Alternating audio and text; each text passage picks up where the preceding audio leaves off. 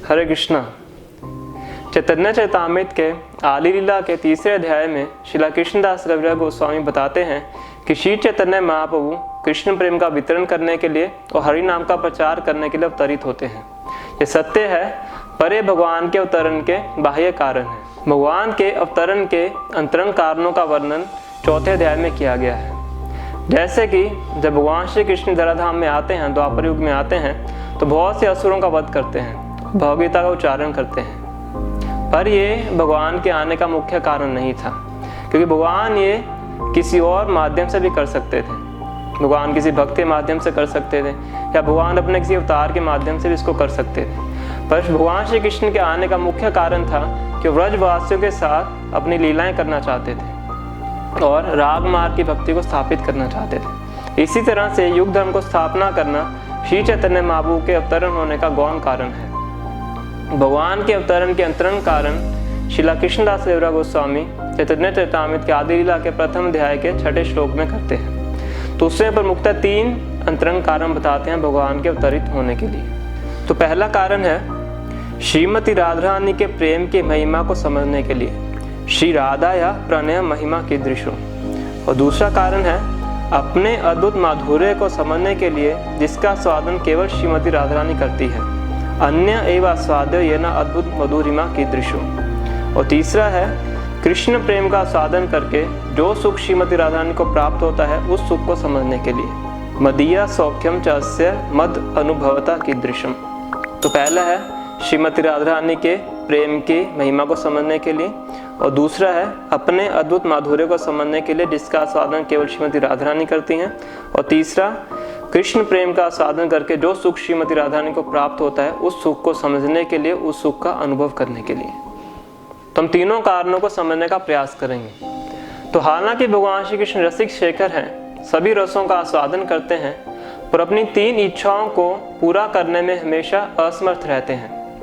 हालांकि हमेशा प्रयास करते हैं इन तीन इच्छाओं को तृप्त करने के लिए, और उनसे पूरी नहीं हो पाती। तो भगवान सोचते हैं कि मैं सभी रसों का सागर हूँ, सभी रसों का भोक्ता हूँ, पूर्ण आनंद में हूँ, पर श्रीमती राधा रानी का प्रेम मुझे उन्मत्त कर देता है।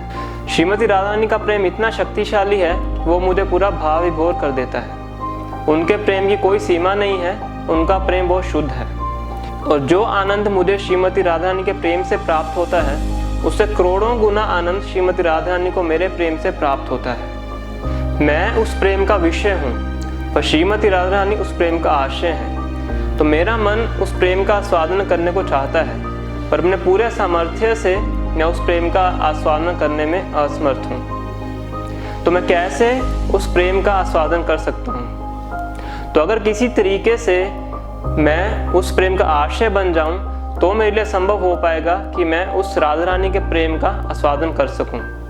तो ये भगवान की प्रथम इच्छा थी कि श्रीमती राधा रानी के प्रेम का आस्वादन करना। अब दूसरी इच्छा के बारे में सुनिए।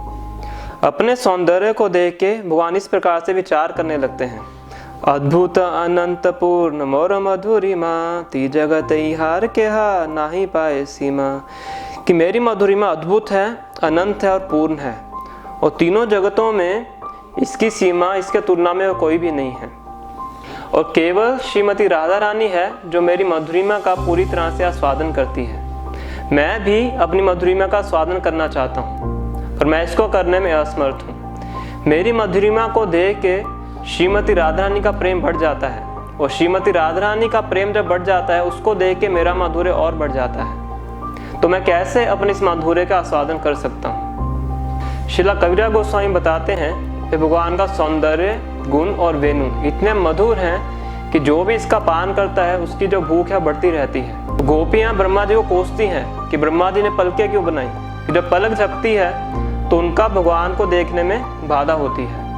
और श्रील रूप गोस्वामी करोड़ों जीवा चाहते हैं और करोड़ों कान चाहते हैं, ताकि भगवान के नाम का पान कर सकें। और व्रज में जो पशु पक्षी भी हैं, वो भी भगवान की वेणु की ध्वनि को सुन के मंत्रमुग्ध हो जाते हैं। तो ये भगवान का माधुर्य है, जो कि अनंत है, असीमित है। वो भगवान भी अपने माधुर्य का पान करना चाहते हैं, और इसको करने में असमर्थ है। तो दूसरी इच्छा है भगवान की कि स्वयं के माधुर्य का आस्वादन करना। अब तीसरी इच्छा के बारे में सुनिए। श्रील कविराज गोस्वामी बताते हैं कि गोपियों का जो भगवान श्री कृष्ण के प्रति प्रेम है वह पिघले सोने के समान शुद्ध है और त्रुटिहीन है, और ये भौतिक जगत की काम वासना से बिल्कुल अलग है। उनका प्रेम इतना उत्कृष्ट है कि उनके अंदर अंश मात्र भी अपने सुख की इच्छा नहीं है, वो केवल एकमात्र इच्छा करती हैं कि भगवान को कैसे सुख प्रदान कर सके। और सभी गोपियों में से श्रीमती राधा रानी सर्वश्रेष्ठ है।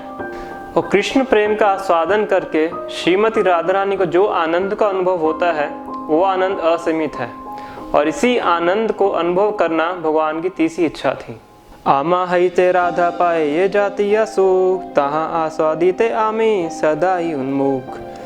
तो भगवान इस नतीजे पे पहुंचते हैं कि राधा रानी के इस भाव को स्वीकार किए बिना मेरी ये तीन इच्छाएं पूरी नहीं हो सकती। राधिकार भाव कांति अंगीकार विने, सही तीन सुख कबू नाही आस्वादने। इसीलिए श्रीमती राधा रानी के भाव को और कांति को लेके वो स्वयं भगवान श्री कृष्ण चैतन्य महाप्रभु के रूप में अवतरित होते हैं। राधा भाव द्युति सुवलितम नौमी कृष्ण स्वरूपम। तो ये श्री चैतन्य महाप्रभु के अवतरण के तीन अंतरंग कारण हैं। पहला, श्रीमती राधा रानी के प्रेम की महिमा को समझने के लिए, और दूसरा, अपने स्वयं की मधुरिमा को आस्वादन करने के लिए जिसका आस्वादन स्वयं श्रीमती राधा रानी करती हैं, और तीसरा, कृष्ण प्रेम का आस्वादन करके जो सुख श्रीमती राधा रानी को प्राप्त होता है उस सुख को अनुभव करने के लिए। आप सबका धन्यवाद। हरे कृष्ण।